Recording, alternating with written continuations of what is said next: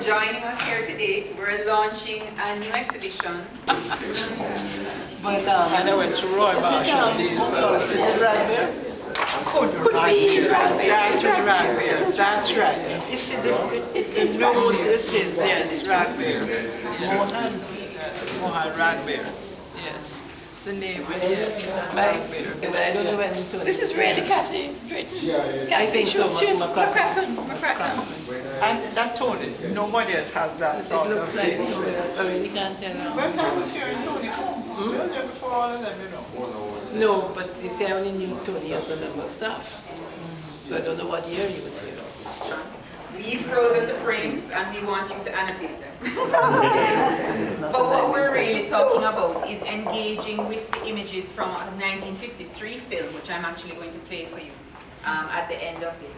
That was done about the UCWI. We've actually found people coming into the museum not realizing they had been on a film and recognizing themselves in the film. But one of the difficulties we've had is that people point out people in the film, but it's very difficult to capture those memories.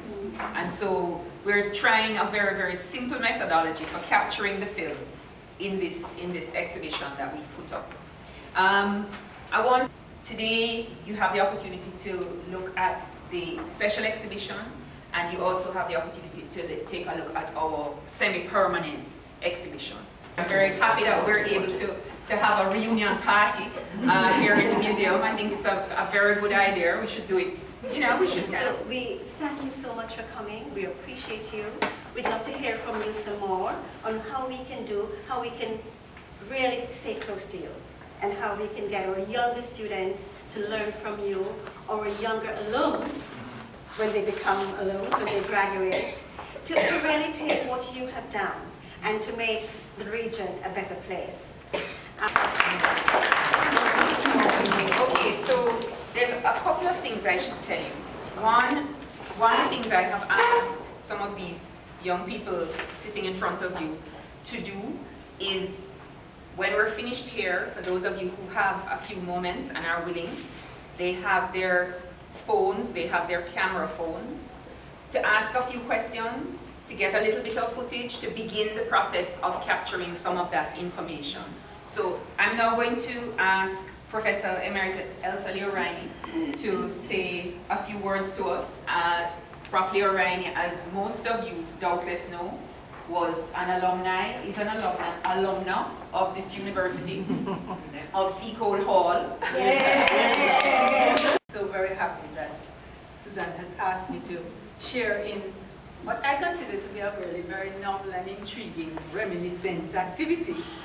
I am eager to see the film, and I've started looking at the frames, and I hope that I'll be able to identify someone. Although I have to declare very early that in 1953 I had not yet started going to high school.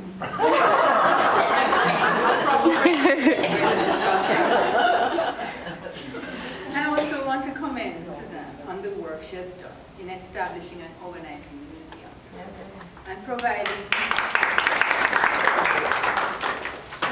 through it a context for preservation and interpretation of significant events of the university's very rich history. The museum's existence signifies the importance which UWI has placed on its tradition and heritage. I think its location reflects the pride of place it occupies in the regional headquarters, and the care and attention which Suzanne has given to ensure that the past has been and will be preserved. Our knowledge, experience, opinions, and memories of our UWI are all unique.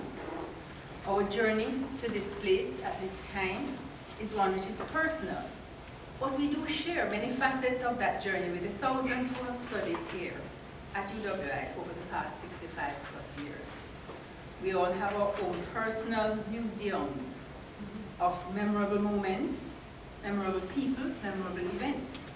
Memorable for the elation or despondency they recall, for the significance of lessons learned and the values assimilated. Those moments are our freeze frames. Some have been captured in photographs, which we treasure, but several others remain in our personal memory banks, which we visit from time to time. And on an afternoon like that, this allows us to relive with nostalgia smiles and joy, as well as disappointment, and maybe even tears. The heritage which this museum seeks to preserve is vital. It reinforces the sense of identity and belonging to the UWI, and as Professor Nettleford would say, it is our rear-view mirror, which reflects the institution's tradition and culture. It is clear that the museum will become even more important to the university as we look towards the future, with a greatly changed student population, with objectives, goals, and values which differ in some cases markedly from those which existed so many decades ago.